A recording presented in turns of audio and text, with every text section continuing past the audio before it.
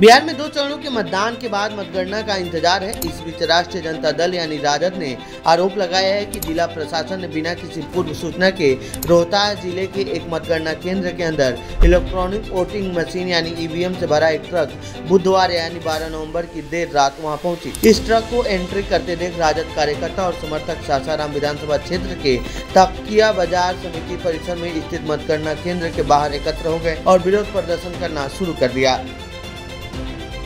इस पर आरजेडी ने बिहार के मुख्य निर्वाचन अधिकारी विनोद सिंह गुंजियाल और भारत के चुनाव आयोग से स्पष्टीकरण की मांग की है। राजद ने एक्स पर एक वीडियो साझा किया है और मांग की है कि मतगणना केंद्र का पूरा फुटेज जारी किया जाए। आरजेडी ने एक्स पर पोस्ट कर क्या बताया है।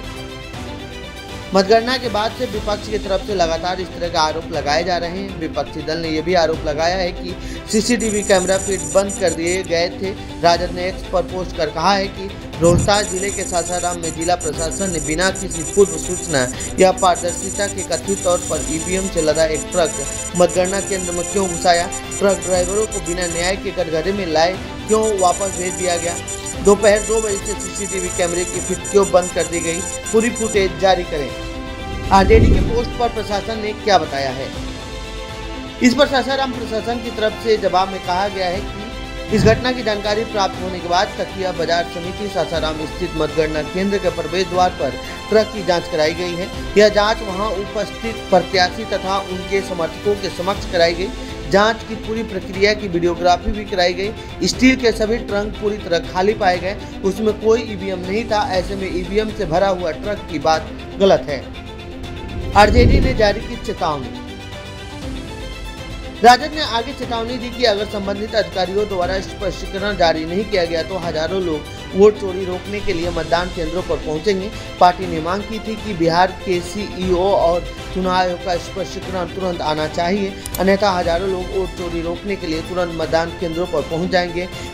एएनआई की एक रिपोर्ट के मुताबिक वीडियो में आरोप लगाया गया है कि वोट चोरी जारी थी क्योंकि बॉक्सों से भरा एक ट्रक मतगणना केंद्र के अंदर घुसा था। इसमें प्रशासन पर ट्रक ड्राइवरों को मौके से भागने देने का भी आरोप लगाया गया है। इसमें दावा किया गया है कि यह ट्रक 3 घंटे पहले अंदर गया था और ट्रक के अंदर कई बॉक्स देखे गए थे। प्रशासन ने ट्रक ड्राइवरों को भागने दिया।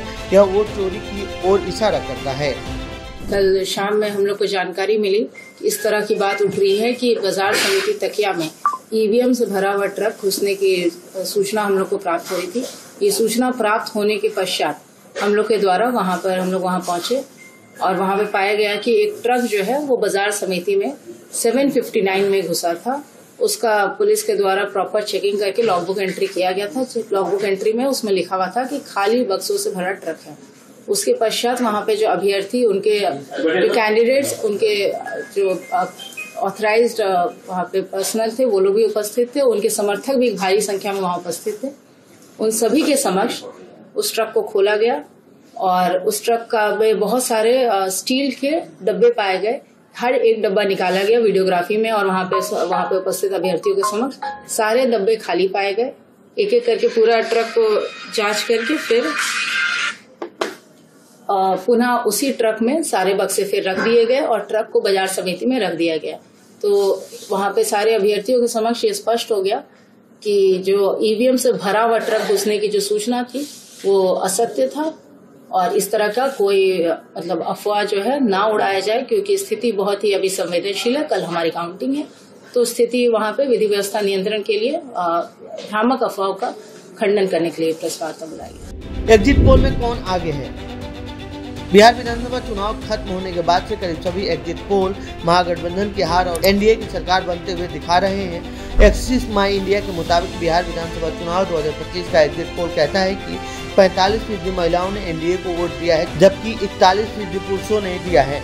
वहीं महागठबंधन को पुरुषों ने 42% और महिलाओं ने 40% वोट दिया है। सर्वे के दौरान लोगों से पूछा गया कि वे बिहार का अगला सीएम किसे देखना चाहते हैं। इस पर 22% वोटरों ने नीतीश कुमार, जबकि 34% ने तेजस्वी का समर्थन किया है।